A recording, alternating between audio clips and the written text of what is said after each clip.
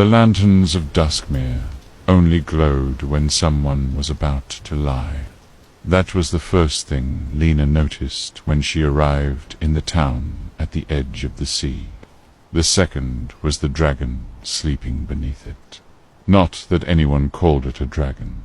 The people of Duskmere called it the heart below, and spoke of it the way people speak of storms or death, carefully, quietly, hoping it wouldn't hear. Lena arrived with rain in her boots and a stolen key in her pocket. She wasn't supposed to have the key. It was silver black, cold as river water, and shaped like a crescent moon. The old woman she'd stolen it from had whispered one thing before Lena fled into the night. When the bells ring 3 times, do not go underground. Naturally, Lena planned to do exactly that. Duskmere was strange after sunset. The streets curved differently each night. Cats watched from rooftops with eyes too bright to be natural. And every evening at midnight, the sea vanished completely for one breathless minute, exposing a staircase descending into darkness beneath the cliffs. No one ever looked at it. No one except Lena.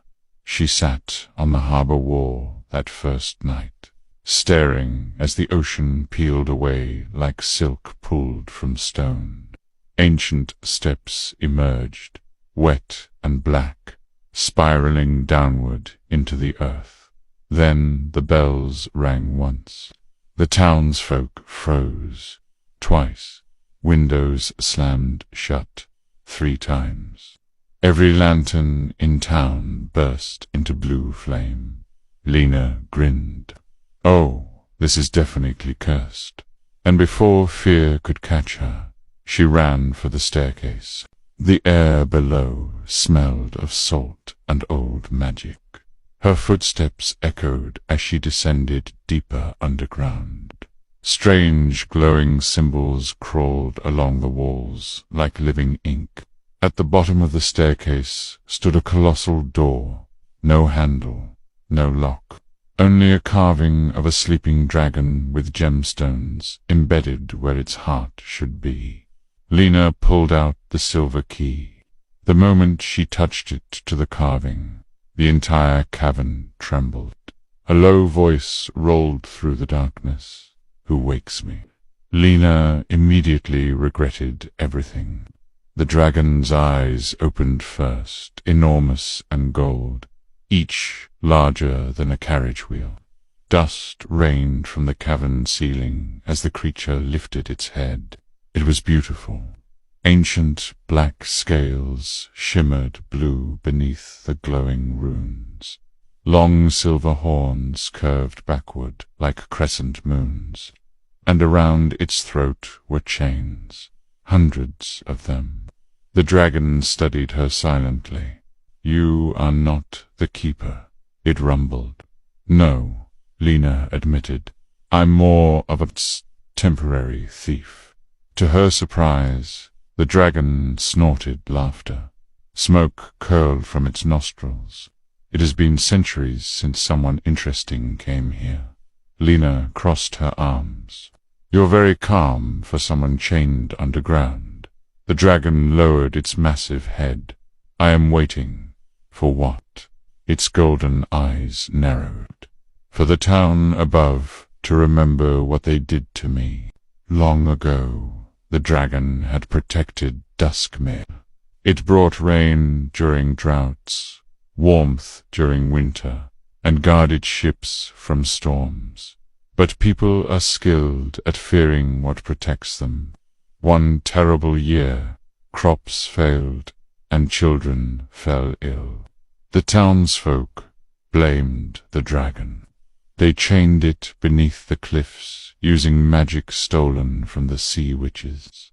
Since then, the town prospered, at a cost. Every generation Duskmere offered the dragon memories to keep the chains strong. That was why the townsfolk seemed hollow-eyed. Why old couples forgot each other's names. Why children stared blankly at the sea sometimes, as if searching for something missing inside them. The dragon survived on stolen memories, and it hated every moment of it. Lena listened quietly. Then she asked the question no one else had dared ask in centuries. Do you want to leave? The dragon went still. So badly, it whispered. By dawn, the bells began ringing again. The townspeople had discovered Lena was gone. Torches flickered above the staircase. Voices shouted. The dragon looked upward sadly. If they find you here, they will take your memories too. Lena considered this. Then she smiled, the dangerous smile of someone who had survived by refusing to be sensible. Well, she said, twirling the silver key between her fingers. Good thing I'm excellent at making terrible decisions. The dragon stared. Then, slowly, its enormous jaws curled into a grin. And deep beneath Duskmere, the first chain cracked.